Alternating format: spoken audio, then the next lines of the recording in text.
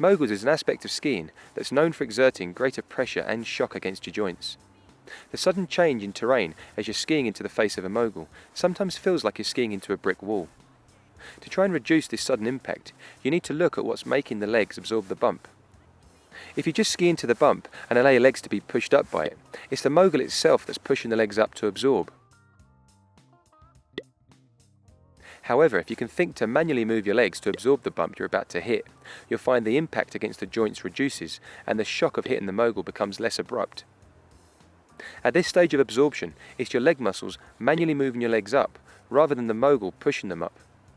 Thinking and manually moving your legs up will greatly reduce the impact and ease the stress on the joints that moguls can cause.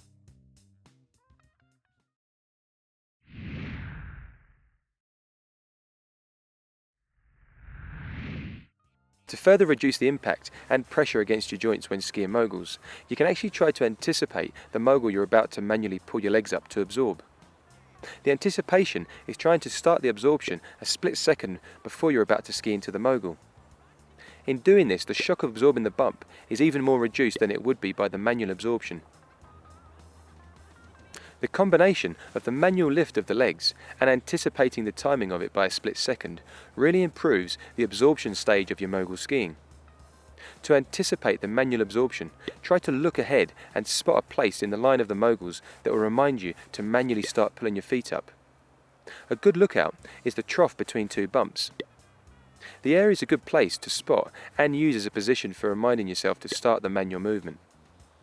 What normally happens in the trough area between two moguls is a rest or recovery from absorbing the previous mogul. If you can turn this area into the place that triggers an anticipated manual absorption, you'll achieve this process. After time it will become like second nature, but as with all these aspects of skiing, you need a starting place and things to visually and physically refer to. You'll eventually be soaking up the bumps with much less of an impact and have less fatigue at the end of a day's skiing. Using this method also takes the stress and strain out of your lower back and avoids the breaking and forwards folding of the upper body.